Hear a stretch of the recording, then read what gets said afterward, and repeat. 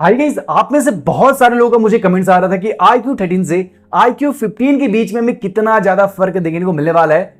इसलिए आज हम लोग iQOO 13 वर्सेस iQOO 15 के बीच में फुल कंपैरिजन करने वाले, क्योंकि iQOO 15 को फाइनली चाइनीज मार्केट के अंदर लॉन्च कर दिया गया एंड चाइना पे जो स्पेसिफिकेशंस देखने को मिला है ना, वही सेम स्पेसिफिकेशंस के साथ इसे इंडियन मार्केट में भी लॉन्च किया जाएगा। इस बेसिस पे आज हम लोग दोनों के बीच में फुल कंपैरिजन करने वाले, साथ ही जानेंगे कुछ पैसे बचाकर iQOO 13 को लिया जाए या फिर कुछ पैसे बढ़ाकर iQOO 15 का वेट किया जाए। ये सारे कंफ्यूजन आज की इस वीडियो के साथ मैं क्लियर करने वाला हूं। बट उससे पहले गाइस, अगर आप लोग वीडियो पे नए हो तो प्लीज यार वीडियो को एक छोटा सा लाइक कर देना, क्योंकि आपका एक लाइक मुझे बहुत ज्यादा मोटिवेट करता है। एंड चलिए वीडियो को फटाफट से शुरू करते हैं। सबसे पहले दोनों स्मार्टफोनों के बिल्ड एंड डिजाइन से स्टार्ट करते हैं। यहां पर देख सकते हो दोनों स्मार्टफोनों के बीच में कुछ खास जमीन और आसमान का फर्क तो नहीं देखने को मिलने वाला है। सिर्फ ये फर्क होगा कि iQOO 13 का जो ऊपर वाला एरिया था ना, वो हल्का कर्वी वाले डिजाइन के साथ आया था, बट iQOO 15 का जो ऊपर वाला एरिया है ना, वो बिल्कुल भी फ्लैट वाले डिजाइन के साथ आने वाला है। यानी कि ये स्मार्टफोन फुल फ्लेज बॉक्सी से डिजाइन के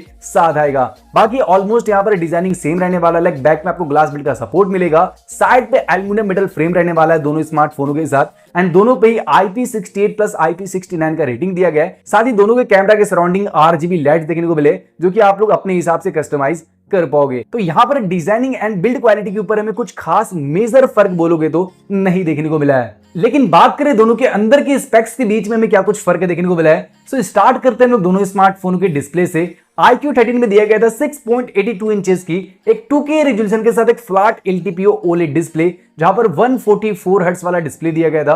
कंटेंट वाचिंग को लेकर SDR10 plus 10 bit colour saturation, Dolby vision का सपोर्ट एंड 4500 निट्स की यहां पर आपको पिक ब्राइटनेस दी गई थी। लेकिन यहीं पे अगर हम लोग बात करें iQOO 15 की, यहां पर आपको मिलेगा 6.85 इंचेस की, यानी कि थोड़ा सा बड़ा डिस्प्ले होगा, जहां पर 2K रेजोल्यूशन के साथ एक सैमसंग की तरफ से आने वाला M14 lead LTPO OLED display मिलेगा, जहां पर 144 हर्ट्ज की रिफ्रेश रेट का सपोर्ट दिया जाएगा। बाकी कंटेंट वाचिंग को लेकर यहां पर भी SDR10 plus 10 bit colour saturation, Dolby vision का सपोर्ट, लेकिन यहां पर आपको 6000 निट्स की पिक ब्राइटनेस देखने को मिलेगी, जो कि अब तक का सबसे हाईएस्ट पिक ब्राइटनेस रहने वाला है। अब यहां पर देखा जाए तो जो मेन स्पेक्स है ना, जैसे कि 144 हर्ट्ज, ये दोनों को ऑलमोस्ट सेम होगा, लेकिन जो अदर छोटे मोटे फीचर्स है ना, वो आपको ज्यादा बेस्ट iQOO 15 के साथ मिलने वाला है। जैसे कि यहां पर आपको 6000 निट्स की पिक ब्राइटनेस दी जाएगी, वहां पर आपको 4500 निट्स की पिक ब्राइटनेस दिया गया था। एंड यहां पर आपको मिलेगा सैमसंग का M14 lead LTPO OLED display, जो कि थोड़ा सा बेस्ट एक्सपीरियंस आपको देने वाला है एज कंपेयर टू iQOO 13। तो थोड़ा सा बेस्ट डिस्प्ले एक्सपीरियंस आपको iQOO 15 के साथ मिलने वाला है। चलिए अब हम लोग दोनों स्मार्टफोन के कैमरास डिपार्टमेंट की तरफ आते हैं और जानते हैं इसमें हमें कितना ज्यादा फर्क देखने को मिलने वाला है। बट मैं आपको बता दूं कि यहाँ पर उतना ज्यादा मेजर फर्क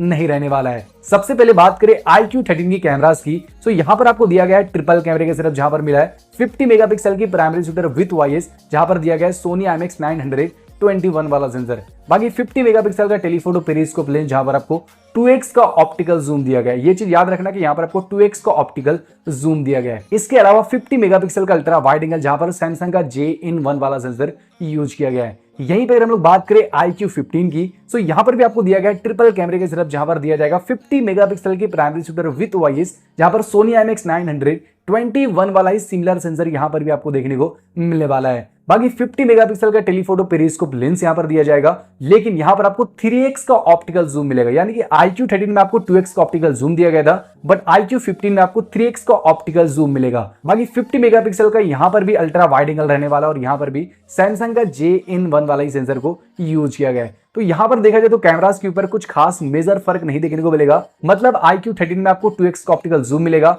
एंड iQOO 15 में आपको 3x का ऑप्टिकल जूम मिलने वाला है। अब चलिए हम लोग दोनों स्मार्टफोन की परफॉर्मेंस डिपार्टमेंट की बात करें, तो मैं आपको बता दूं यहां पर आपको मेजर फर्क देखने को मिलने वाला है दोनों स्मार्टफोनों के बीच में। iQOO 13 आया था स्नैपड्रैगन 8E लीड वाले प्रोसेसर के साथ, जिसकी एंटुटू बेंचमार्क स्कोर 2.8 मिलियन के आसपास जाता है, और यहां पर आपको Q2 वाला ग्राफिक चिप दिया गया है। लेकिन यहीं पे अगर हम लोग बात करें iQOO 15 की, ये आने वाला है स्नैपड्रैगन 8E लीड जनरेशन 5 वाले प्रोसेसर के साथ, जिसकी एंटुटू बेंचमार्क स्कोर 4 मिलियन के आसपास जाता है, और यहां पर आपको Q3 वाला लेटेस्ट ग्राफिक चिप भी मिलने वाला है। तो देखा जाए तो iQOO 13 का एंटुटू स्कोर 2.8 मिलियन के आसपास जाता है एंड iQOO 15 के एंटुटू बेंचमार्क स्कोर 4 मिलियन के आसपास जाता है। तो यहाँ पर जमीन और आसमान का फर्क रहने वाला है। जाहिर सी बात है, आपको पता चल रहा होगा कि यहाँ पर आपको बेस्ट परफॉर्मेंस और बेस्ट ग्राफिक iQOO 15 के साथ मिलने वाला है। बाकी यहाँ पर VC लिक्विड कूलिंग सिस्टम की बात करें तो iQOO 13 में दिया गया था 7000 mm2 का VC liquid cooling and iQOO 15 में आपको मिलने वाला है 8000 mm2 का VC लिक्विड कूलिंग, यानी कि थोड़ा सा बेस्ट कूलिंग सिस्टम आपको iQOO 15 के साथ देखने को मिलेगा। बाकी रैम रोम वेरिएंट्स की बात करें सो iQOO 13 में भी दिया गया था LPDDR5X ultra RAM tab and UFS 4.1 वाला स्टोरेज वेरिएंट। यहीं पे iQOO 15 पे भी यही सेम मिलने वाला है, यानी कि LPDDR5X ultra RAM tab and UFS 4.1 वाला स्टोरेज वेरिएंट। तो दोनों का रैम रोम मैनेजमेंट इक्वल रहने वाला है, यानी कि बेस्ट गेमिंग और बेस्ट ग्राफिक आपको iQOO 15 के साथ ज्यादा बेस्ट मिलेगा। यहीं पे चलिए बात करते हैं दोनों स्मार्टफोन की बैटरी डिपार्टमेंट की। सो iQOO 13 में दिया गया था 6000 mAh की बैटरी विद 120 वाट की फास्ट चार्जिंग एंड iQOO 15 में दिया जाएगा 7000 mAh की बैटरी, लेकिन यहाँ पर आपको 100 वाट का ही चार्जिंग का सपोर्ट दिया जाएगा और यहाँ पर आपको 40 वाट का वायरलेस चार्जिंग वाला फीचर भी मिलने वाला है, जो कि iQOO 13 के साथ नहीं दिया गया है। अब यहाँ पर देखा जाए तो बैटरी एंड चार्जिंग के हिसाब से दोनों फोन इक्वल हो जाता है। एक में 6000 mAh की बैटरी दी गई है, लेकिन यहाँ पर 120 वाट की चार्जिंग भी दी गई है एंड एक में 7000 mAh की बैटरी दी गई है, लेकिन 100 वाट की ही चार्जिंग दी गई है। बाकी अदर स्पेक्स दोनों का ऑलमोस्ट सेम रहने वाला है। लाइक दोनों पे आपको मिलेगा dual speaker, ultrasonic in display fingerprint I air blaster, NFC का सपोर्ट एंड iQOO 13 आया था out of the box Android 15 के साथ, लेकिन iQOO 15 आएगा out of the box Android 16 के साथ एंड दोनों फोन स्टार्ट होंगे 12256GB के ही बेस वेरिएंट के साथ। सो कुल मिलाकर ये कुछ आपको डिफरेंसेस देखने को मिलेगा दोनों स्मार्टफोन के साथ। अब यहाँ पर मेरे हिसाब से देखा जाए तो कुछ खास उतना भी ज्यादा मेजर फर्क नहीं देखने को मिल रहा है।